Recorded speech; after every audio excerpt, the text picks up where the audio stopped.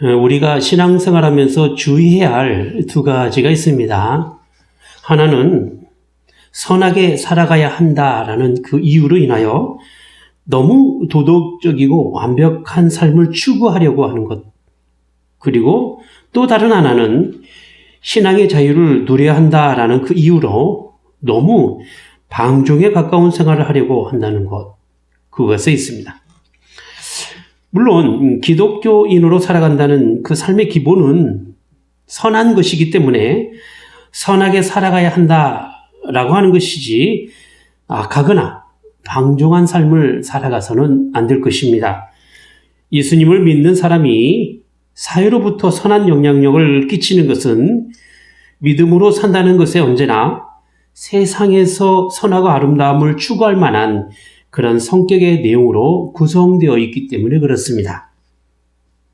어디에나 어떤 종류의 사람이 있는 까닭에 간혹 교회를 다닌다고 하면서 문제를 일으킨 사람이 종종 있기는 합니다. 그래서 교회가 욕을 먹기도 하죠. 하지만 대체로 교회 다니는 사람은 교회를 다니지 않는 사람보다 착하고 좋은 사람이 더 많습니다. 그래서 교회가 세상에서 순기능의 역할을 할 수 있게 되는 것이지요. 문제는 이러한 삶이 이분법적 논리에 따라 선하지 않으면 다른 사람을 향한 비난과 비판으로 만들어지게 된다라는 점이지요.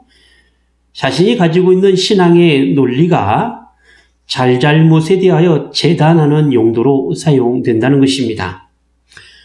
신앙생활을 오래 하신 분일수록 자신이 가지고 있는 신앙의 경험치가 자신에게 향하여 있지 않고 오히려 남의 허물을 드러내는 용도로 사용됩니다. 여기에는 자신 또한 하나님 앞에 허물투성이인 연약한 죄인이라는 그 사실과 그리고 그러한 죄인을 향한 하나님의 사랑이나 하나님의 용서의 개념이 거기에 작용되지는 않습니다. 하나님 말씀의 강조가 율법주의로 빠지거나 아니면 자유를 위한 부르심이 자기 마음대로의 신앙으로 빠지게 되는 그런 양극단의 삶의 모습은 언제나 부작용을 낳게 되어 있는 것이지요.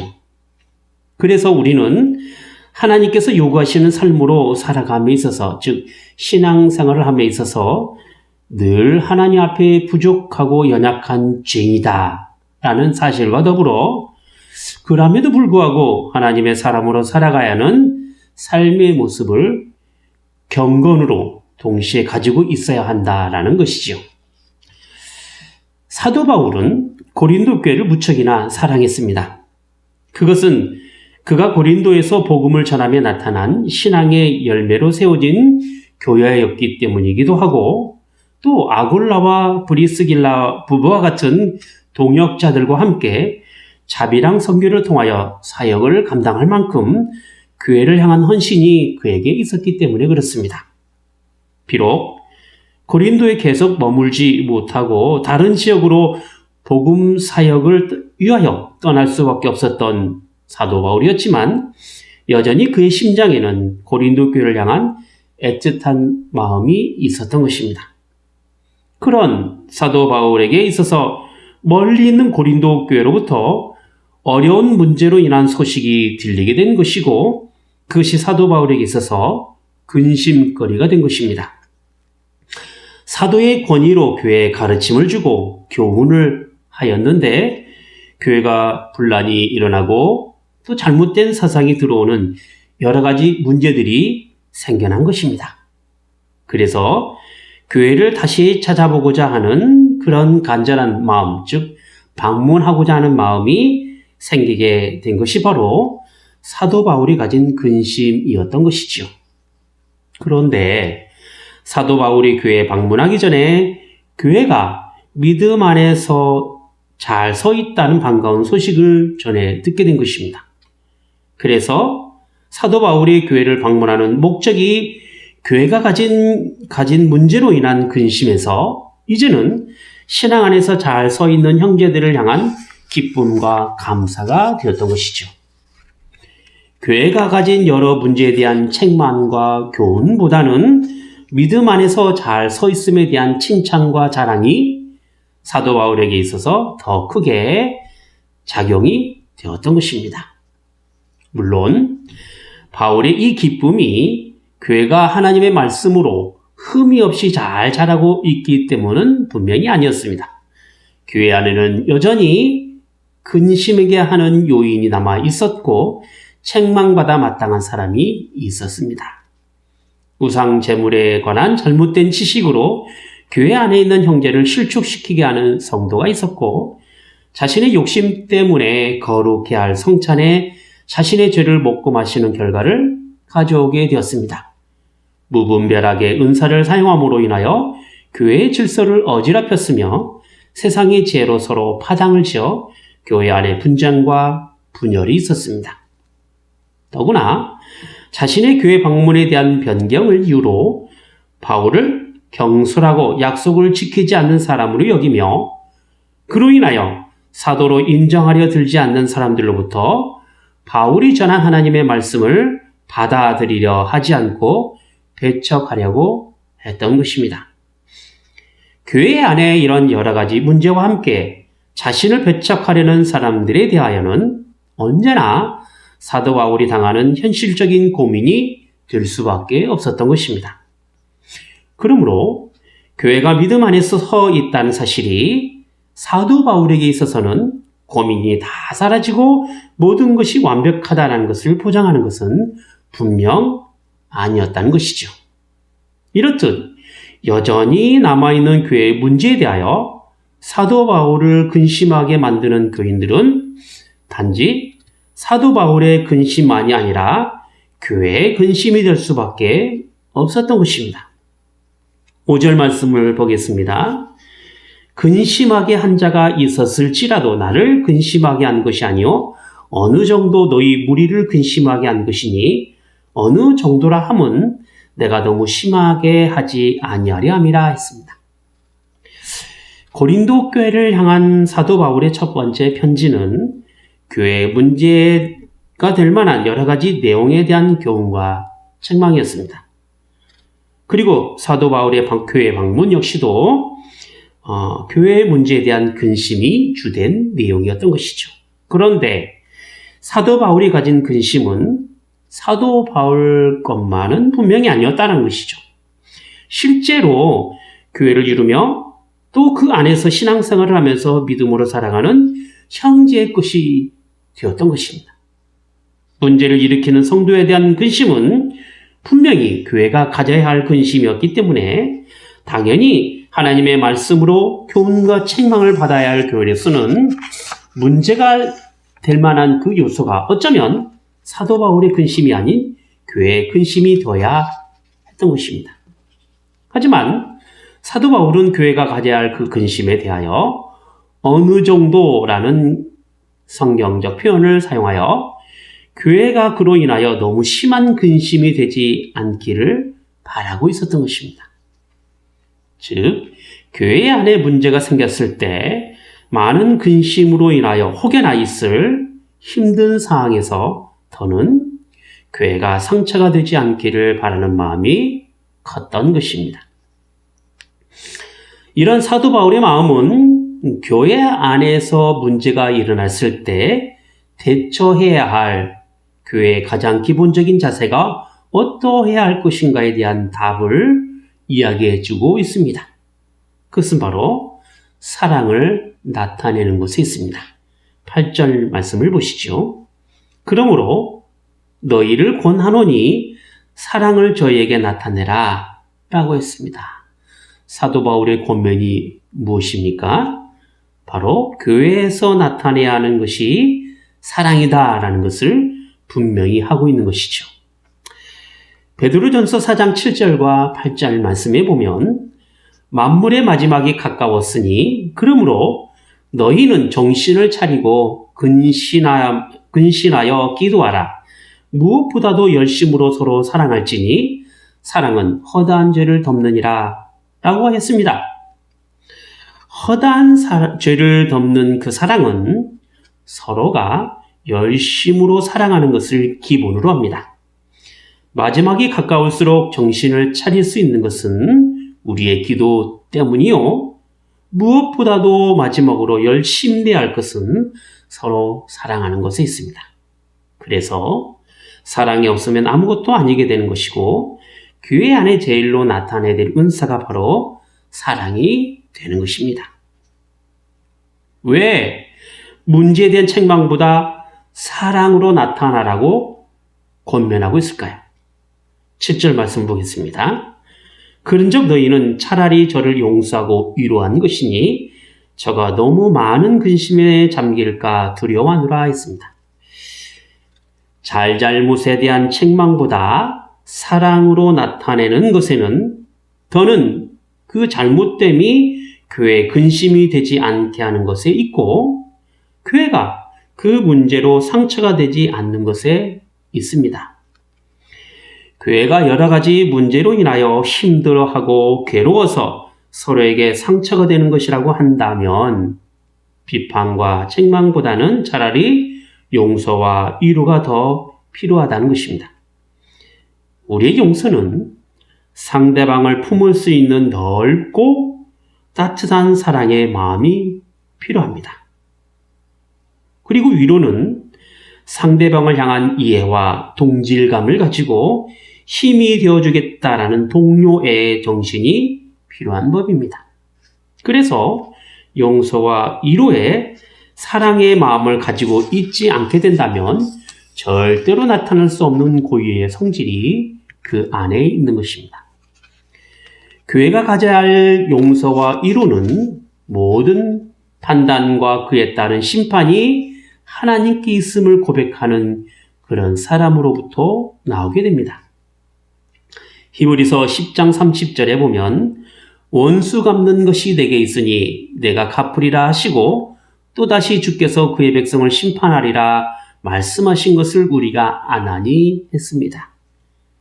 이것은 모든 선악간의 심판이 하나님께 있기에 원수를 갚는 것도 그의 백성을 심판하시는 것도 하나님께 맡길 수 있는 것입니다. 또한 교회가 가져야 할 용서와 위로는 하나님께서 우리를 향한 죄 용서를 그 근거로 하고 있습니다. 이것은 주기도문에 나와 있는 것처럼 우리가 우리에게 죄 지은 자를 용서해 준 것 같이 우리 죄를 용서해 주옵시고 하는 것과 같지요. 예수님께서 1년에 7번씩 용서하라고 한 것은 용서의 기준이 인간의 계산이나 어떤 기계적인 횟수에서 나오는 것이 아니라 우리를 향한 무한한 하나님의 사랑에서 나온 것임을 강조하기 위해서 하신 말씀이기 때문에 그렇습니다. 사람이 죄를 지으면 그에 상응한 벌을 받습니다. 그래서 오늘 본문 6절에 있는 것처럼 교회에 근심하게 하는 이런 사람이 많은 사람에게서 벌을 받는 것이 좋거도다 했던 것이죠. 그런데 많은 사람들이 오해하는 것이 무엇이냐면 교회에서는 죄를 짓고도 하나님께 용서를 빌면 다 용서받기 때문에 다시 죄를 지어도 용서받으면 괜찮다라는 식의 생각입니다. 네, 물론 하나님께서는 용서의 하나님이시기 때문에 비록 큰 죄를 지었다 할지라도 진정으로 회개하며 용서를 빌면 하나님께서는 용서하십니다. 그리고 그 용서는 인간의 모든 죄를 십자가에 다 지시고 대신 죽으신 예수님의 사랑을 그 근거로 합니다. 하지만 용서라는 것이 단순히 잘못했다라는 그 말 한마디로 되는 것이 아닙니다. 진정한 용서는 돌이키는 회개에 있습니다. 자신의 지은 죄가 하나님 앞에 얼마나 크며 얼마나 용서받지 못할 죄며 마땅히 지옥에 떨어질 죄인가를 자꾸만 아는 데 있습니다. 그래서 죄된 길에서 돌아서 이제는 의롭게 살아가는 것입니다. 소극적으로는 죄를 짓지 않는 삶을 자꾸만 살아가는 것에 있고요. 적극적으로는 하나님께 향한 믿음의 삶을 자꾸만 살아가는 것에 있습니다. 반복적으로 같은 죄를 자꾸만 짓는 행위는 이건 용서할 수 있는 개념의 그 문제가 아니라 자신의 양심을 저버리는 것이고 스스로 죄에 얽매여 살아가는 악한 모습이 되는 것입니다. 용서는 언제나 회개를 동반합니다. 죄에서 돌이켜 하나님께 향한 회개가 없는 것에는 진정한 용서가 성립되지 않는 것입니다. 하나님께서 인간에게 회개를 요구하시는 것은 하나님께서 용서하시는 분이심을 나타내려 하시기 때문에 그렇습니다. 그러나 여러분 기억할 것은 우리의 죄에 대한 용서는 마지막 심판의 날에 끝나게 됩니다. 주님 오실 그날 세상 마지막 날에는 심판하심으로 모든 것이 결정됩니다. 그래서 이 땅에 있는 동안 죄인들을 용서하신 하나님의 한없는 사랑을 우리가 받고 살아가지만 다른 한편으로는 심판하시는 하나님을 향하여 늘 두렵고 떨림으로 우리의 구원을 이뤄가는 삶 또한 살아가야 한다라는 것입니다. 용서와 위로가 쉽습니까? 아니면 잘못된 것에 따른 비판과 훈계가 쉽습니까? 우리는 용서와 위로보다 비판과 훈계를 더 쉽게 합니다. 왜냐하면 용서와 위로는 사람의 마음을 살피고 그 심정에 가까이 다가서야 하는 것이라고 한다면 책망과 훈계는 그거 없이도 얼마든지 지식에 따라 할 수 있기 때문에 그렇습니다. 물론 비판과 훈계도 아무나 쉽게 할 수 있는 것은 분명히 아닙니다. 그만한 권위가 있어야 되고 그만한 실력이 있어야 하기 때문에 그렇죠. 하지만 스승이 학생에게 향한 엄한 훈계는 사랑 없이 얼마든지 가능합니다. 하지만 자녀들의 잘못에 대한 용서와 자녀들에게 향한 위로는 부모가 자녀에게 베푸는 그런 사랑 없이는 어려운 일인 것이죠. 교회가 가진 기본적인 사상은 서로 사랑하는 것에 있습니다.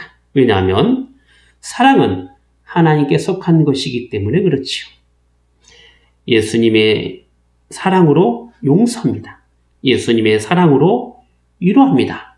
이것에는 적어도 우리가 가진 여러 가지 근심으로부터 벗어날 수 있는 아주 좋은 방법이 되기도 합니다.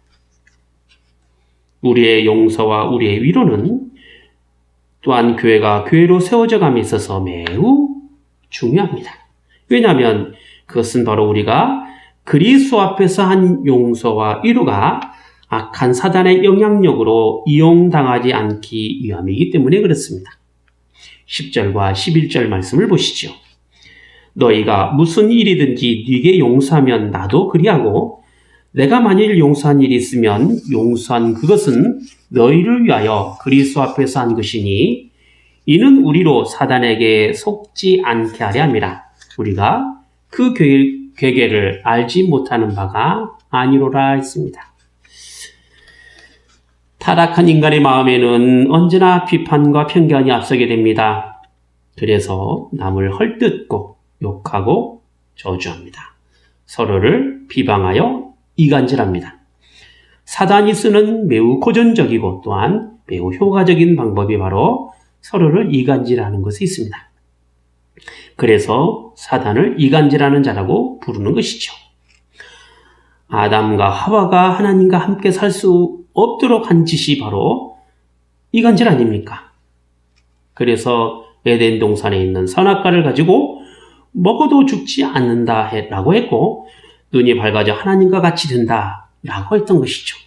결국 그들이 지은 죄로 하나님께서 함께 하셨던 그런 에덴 동산에서 쫓겨나지 않았습니까? 하나님의 말씀에 따른 불순종으로 속아 넘어간 것입니다. 고린도 교회를 향한 사단의 괴계가 무엇이었을까요? 사람의 지혜에 따른 교회 분열이요, 사도의 권위를 무시함으로 복음을 믿으려 하지 않는 것이요, 서로 사랑 안에서 하나가 되지 못하는 것이요, 남의 잘못을 지적하고 헐뜯고 욕함으로 용서와 위로가 없게 만드는 것입니다. 여기에는 서로에 대한 자랑이나 서로에 대한 기쁨은 없게 되고 주님 안에서 사랑해야 할 형제를 미워하게 만듭니다. 사랑이 없는 교회를 만들고 분쟁과 중상모략이 가득한 모임이 되게 하며 자신이 받은 구원에 대한 확신을 사라지게 만듭니다. 그래서 도무지 예수 그리스도 안에서 믿음의 모습을 찾아볼 수 없도록 하는 것이죠. 사단은 어떤 수를 쓰더라도 우리를 그리스도의 사랑에서 떨어져 나가도록 시도할 것이며 지금도 우는 사자처럼 두루다니며 삼킬 자를 찾고 있는 것입니다. 미움과 분쟁은 사단의 것입니다. 그렇기 때문에 함부로 사람을 미워해서도 안 되고 함부로 이간질해서도 안 되는 것이죠. 누가복음 6장 37절과 38절에 보면 예수님께서 이렇게 말씀하고 계셨습니다. 비판치 말라 그리하면 너희가 비판을 받지 않을 것이요 정죄하지 말라 그리하면 너희가 정죄를 받지 않을 것이요 용서하라 그리하면 너희가 용서를 받을 것이요 주라 그리하면 너희에게 줄 것이니 곧 후히 되어 누르고 흔들어 넘치도록 하여 너희에게 안겨주리라. 너희의 헤아리는 그 헤아림으로 너희도 헤아림을 도로 받을 것이니라 했습니다. 예수님께서는 믿음의 형제의 잘못이나 그 실수에 대하여 마음속에 담아두지 말 것을 요구하고 계십니다. 그리고 이러한 잘못이나 실수를 빌미로 삼아 형제를 정죄하거나 비판하지 말 것을 또한 경계하고 계십니다. 오히려 용서와 헤아림이 필요하고 주는 삶이 필요함을 말씀하고 계시는 것이죠. 하나님께서는 주는 대로 갚으시는 분이십니다. 아니, 그보다 더 풍성한 것으로 채워주시는 분이십니다. 용서는 용서로 갚으시며 헤아림은 그 헤아림으로 갚으십니다. 주는 자가 복이 있는 것은 후하게 누르고 흔들어서 넘치도록 채워주시는 그런 하나님이 되시기 때문에 그렇죠. 사단의 계략에 넘어가지 않기 위해서는 다른 형제의 실수에 지나치게 집착해서는 안 됩니다. 왜냐하면 그것이 정죄의 수단으로 사용되기 때문에 그렇습니다. 사도 바울이 고린도 교회를 향하여 책망과 교훈이 아닌 칭찬과 위로를 했던 것은 힘에 겹도록 어려운 상황에서 어떻게 하든 하나님을 믿는 믿음의 사람으로 살아가고자 한 그의 수고와 애씀을 보았기 때문에 그렇습니다. 그래서 비록 부족하고 여러 가지 걱정과 근심이 있었을지라도 그것으로 책망하지 않고 오히려 칭찬과 격려로 그들의 신앙에 따른 위로를 해 주었던 것입니다. 경기장에서 뛰는 선수가 실수해서 넘어졌을 때 그를 다시 일으키고 다시 뛰게 할 수 있게 하는 것은 괜찮아 라고 말하는 위로의 응원입니다. 진정한 팬은 자신이 좋아하는 사람의 실수에 대하여 용기를 심어주는 사람입니다. 서로에 대한 용서와 위로는 그 어떤 것보다 강력한 용기를 갖게 만듭니다. 하물며 서로 사랑해야 할 교회 안에 성도들의 신앙의 믿음의 형제들의 위로가 얼마나 큰 신앙의 용기가 될 수 있겠습니까? 물론 우리의 진정한 위로와 용기는 하나님에게서 나옵니다. 하지만 하나님께서는 함께 교회를 이뤄가고 있는 믿음의 사람들을 통하여 우리에게 용기를 주시고 믿음으로 살아갈 기회가 되도록 만들어 주십니다. 그래서 교회가 서로 사랑 안에서 은혜의 통로가 되기도 하고 반대로 교회가 불신과 불평 가운데서 시험의 장소가 되기도 하는 것입니다. 사단의 파괴적인 음모는 우리 마음속 깊이 불신과 불평을 심어 놓는 것에 있습니다. 그래서 사도 바울은 사람을 속여서 자기 것으로 만들지 못하도록 믿음으로 늘 깨어있기를 당부하고 있는 것입니다. 마지막 때에 근신하여 깨어 기도해야 됩니다. 서로 사랑해야 합니다. 이것이 주님께서 우리에게 주시는 위로요, 격려요, 말씀입니다. 기도하겠습니다. 거룩하신 하나님 아버지, 주께서 저희를 향한 놀라운 사랑은 하나밖에 없는 아들 예수 그리스도를 통한 그 구원이고 또 하나님 나라에 대한 복된 소망을 갖게 하는 것에 있사옵나이다. 그래서 도무지 믿음으로 살아가는 것이 녹록지 않는 이런 복잡하고 어려운 현실에서도 믿음을 잃지 않고 살아가는 것에는 하나님의 사랑이 저희 안에 큰 위로가 되고 저희 안에 큰 기쁨이 되기 때문에 그렇사옵나이다. 하오나 언제나 그렇듯이 사악한 세상의 권세들은 교회 안에서도 여전히 자신의 영향력을 발휘합니다. 시기합니다. 모함합니다. 비판과 이간질을 통하여 교회를 분열시킵니다. 서로를 향한 미움과 불신과 불평으로 인하여 교회 안에 있어야 할 사랑을 하지 못하게 만들고 있사옵나이다. 주님, 저희 안에 그리스도의 사랑으로 서로가 위로가 되게 하여 주시옵소서. 그리스도의 사랑으로 서로가 자랑이 되게 하여 주시옵소서. 그리스도의 사랑으로 서로가 기쁨이 되게 하여 주시옵소서. 신앙을 온전하게 갖기 어려운 이 시대에 서로가 그렇게 위로하고 사랑 안에서 은혜의 통로가 될 수 있게 하여 주시옵소서. 주 예수 그리스도 이름으로 기도하옵나이다. 아멘.